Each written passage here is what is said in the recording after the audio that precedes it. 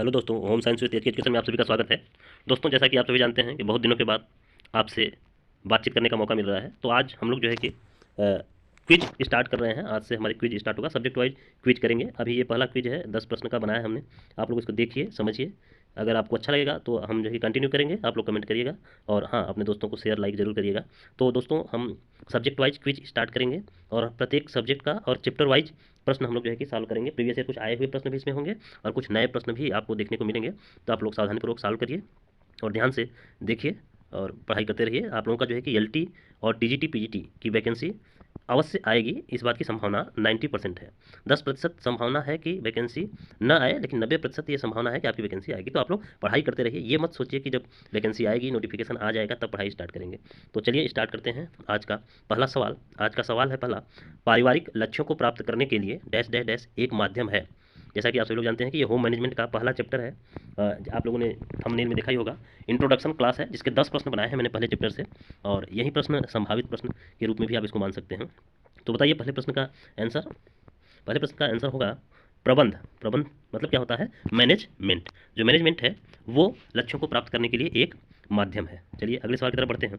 अगला सवाल है, घर की कुशल व्यवस्था परिवार की सुख समृद्धि और संपन्नता डैश डैश के गुणों पर निर्भर करती है। ऑप्शन है प्रबंध, ऑप्शन बी है गृह प्रबंध, ऑप्शन सी है लक्ष्य और ऑप्शन डी है सभी।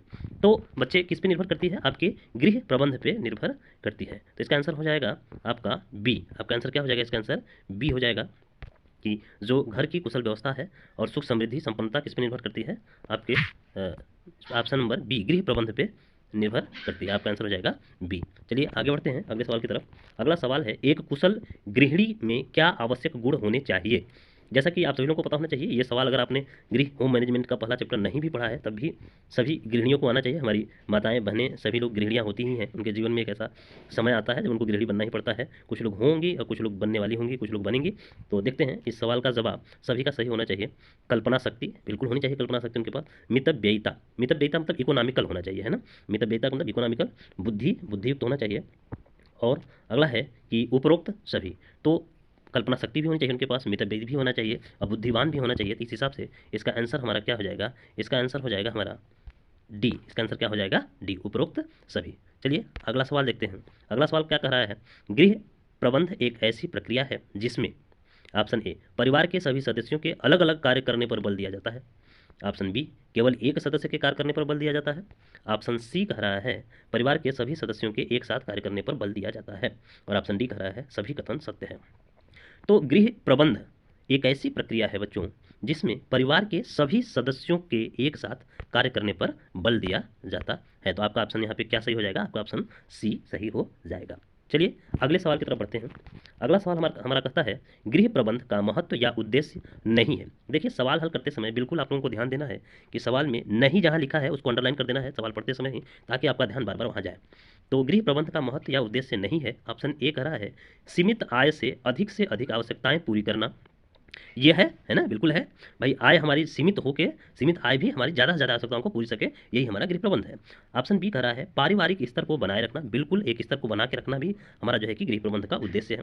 ऑप्शन सी कह रहा है पारिवारिक वातावरण को स्वच्छ रखना। बिल्कुल, साफ सुथरा रखना जरूरी है ताकि बीमारियां कम हो, सभी लोग स्वस्थ रहें, स्वस्थ और सुरक्षित जीवन जिएं। तो हमारा ये गृह प्रबंध का एक महत्वपूर्ण उद्देश्य भी है। ऑप्शन डी कह रहा है गृह कार्यों को कुशलतापूर्वक संपन्न न करना। ध्यान देने वाली बात है, यहाँ पे लिखा है संपन्न न करना और यहाँ पूछ भी रहा है कि उद्देश्य नहीं है। तो इस लिहाज से आपका जो आंसर हो जाएगा वो आंसर डी हो जाएगा। चलिए आगे बढ़ते हैं हम लोग, अगला सवाल देखते हैं।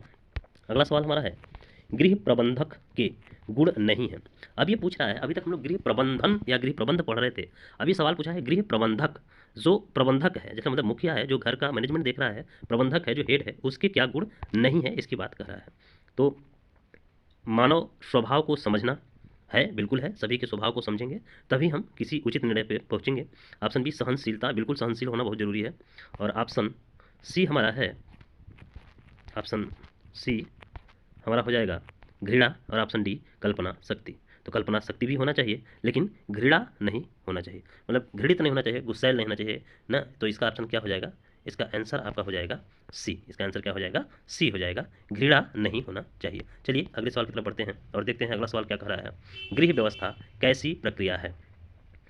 एक दृश्य मानसिक प्रक्रिया है, एक अदृश्य मानसिक प्रक्रिया है, स्वतः होने वाली प्रक्रिया है, इसमें से कोई नहीं। तो बच्चे, गृह व्यवस्था जो है हमारी, वो कैसी प्रक्रिया है? एक दृश्य कि अदृश्य है, एक अदृश्य मानसिक प्रक्रिया। सबसे पहली बात क्या है यहाँ समझने वाली बात है इस सवाल में कि ये तो मानसिक प्रक्रिया है, ये तय है। अब दृश्य है कि अदृश्य है, इसका जो है कि अगर किसी को कन्फ्यूजन होता है कि इसको तय कैसे करें कि अदृश्य ही सही है, तो मन में चलने वाली प्रक्रिया क्या किसी को दिखाई देती है? नहीं दिखाई देती। तो कैसी हो जाएगी? अदृश्य हो जाएगी। तो इसका ऑप्शन ऑब्वियसली आपका क्या हो जाएगा? बी इसका आंसर सही हो जाएगा। चलिए आगे बढ़ते हैं बच्चों और अगला सवाल पढ़ते हैं। अगला सवाल क्या कह रहा है? अगला सवाल कहता है प्रबंध है केवल कला है, केवल विज्ञान है, कला और विज्ञान दोनों है, उपरोक्त में से कोई नहीं। तो जो हमारा प्रबंध है यानी मैनेजमेंट है, वो कला भी है और विज्ञान भी है। तो इसका आंसर क्या हो जाएगा? इसका आंसर हो जाएगा बच्चों हमारा सी, कला और विज्ञान दोनों है। इसका आंसर क्या हो जाएगा? कला और विज्ञान दोनों है। अगला सवाल देखते हैं। अगला सवाल है किसके अनुसार गृह व्यवस्था का संबंध संस्कृति से जोड़ा गया है?